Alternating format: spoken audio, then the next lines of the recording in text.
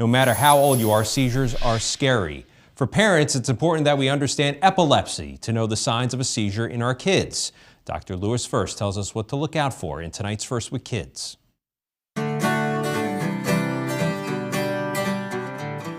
Parents have been heading me off at the pass with lots of questions about children having seizures.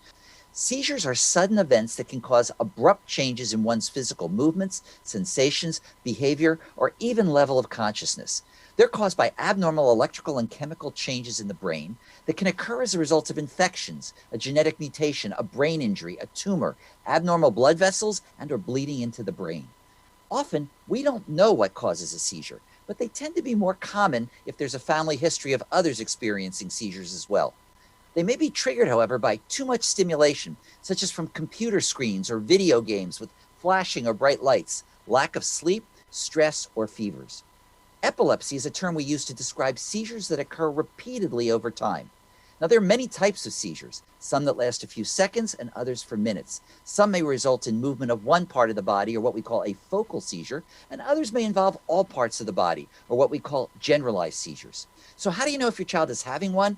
It's usually not subtle. There could be flexing, stiffening, or jerking or twitching of a part of the body, such as the arm or the leg or the whole body. Or there might be brief periods of staring, confusion, a sudden feeling of fear or panic, and even loss of consciousness. Most seizures will stop on their own without treatment. So the best thing to do if your child is having one is to lay your child on their side so they won't choke if vomiting also occurs and not put anything in their mouths.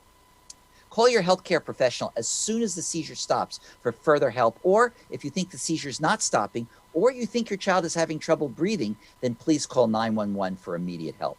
If epilepsy is diagnosed, often an anticonvulsant medication is prescribed, and less commonly dietary changes or even brain surgery may be recommended, which will prevent these from happening as frequently, if at all, going forward.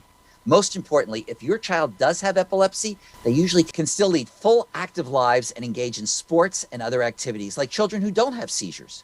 Further information can also be found by linking to the Epilepsy Foundation of America or www.epilepsy.com.